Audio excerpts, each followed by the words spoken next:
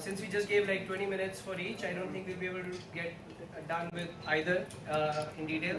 But the reason I went for that was that I didn't know what the crowd is like looking for.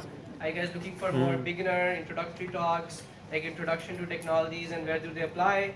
Or are you guys like already dabbled with it and are you looking for specific like advancements in them and then sort of how you can get ahead of them and stuff like that and where they're going? So both are sort of different theme talks and stuff. So Karthik will probably send out kind of a form after this talk where we'll sort of ask for a feedback and probably you can give us suggestions about what more are you looking for this meetup and where can we sort of focus on. Are you looking for more intro, sophisticated stuff, specific technologies and stuff like that. More broadly, we'll focus on the key areas that our company has been dealing with till the time we do the talks. We are happy for you guys to come and talk. So if there's a use case or a technology that you guys are using in your work, we'd be happy to kind of hear about it and kind of post you with it. It's some amazing free food and drinks here. Okay. So so sort of back to Sigmoid.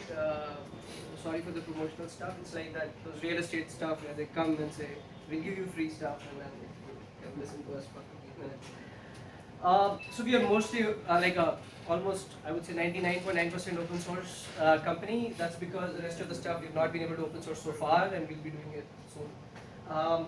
So the key areas that we have focused on so far in the brief 1.5 year history that we've had has been Spark, Pig, and essentially our own DSL that we are developing. So I guess how many people here have heard about Apache Spark, at least like sort of seen it or maybe seen a talk about it or something like that? Okay, so Akhil will talk a little more deeply about what it is, but essentially it's a data processing technology kind of akin to Hadoop. Hadoop is sort of known for MapReduce as well as storage. So this kind of takes care of just the MapReduce part and not really the storage. So storage is still offloaded to Hadoop, but it's essentially a data processing technology. What makes it really exciting is not just that it's a lot more powerful, like a lot of frameworks can be sort of made powerful, but two things that made it really nice. One, it's a very thought through framework. So what that means is it's truly extendable in the sense of whatever new technology, framework, data format kind of keeps coming in, they're able to quickly absorb it into the format because they made it like really nicely pluggable, extendable, and like truly functional.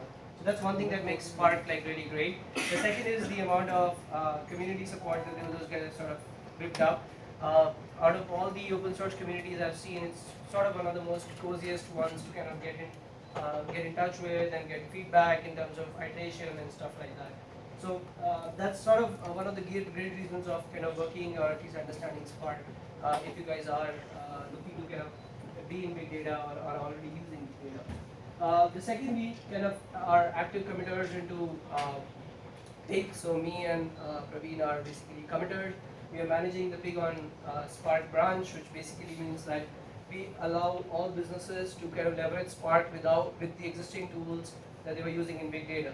So there's a big movement in Cloudera for Hive on Spark, where they're essentially migrating Hive and the entire structure of Hive on Spark, and we essentially facilitated the Pig on Spark move so that if somebody already is using Pig for sort of data processing, they'll be able to use and leverage Spark and all the functionality and the benefits of Spark execution framework without basically doing anything apart from just dash X Spark, just giving a parameter.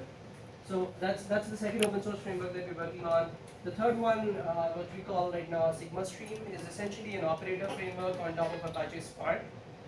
The framework is essentially again a composable structure on top of Apache Spark, which focuses on various operations. But more than operations, it's essentially an extendable framework. What that means is that if you've sort of used if you think about going back to your Java code, right? So everything is built on top of abstractions, and abstractions are built around code reuse and like the good stuff, the polymorphism, code reuse, and stuff like that. So far, essentially that's sort of been missing in big data. You really don't reuse frameworks a whole lot, and that's what sort of we're trying to build into the streaming data processing and the static data processing. What that means, as a simple example, is so if you look at coordinate geometry, right? Coordinate geometry is built on top of simple stuff like distance calculation, coordinates, and stuff like that. If you look at Geo uses like a Geo package, which is basically built around convex hull figuring out and mapping your entire country into a convex hull, and then seeing if it intersects with other convex hulls and stuff like that. Looks a lot like quadrant geometry, right? And if you look at kind of a geo framework, then you can actually go towards driving, navigation, and those frameworks. Now, so these are frameworks which are nested on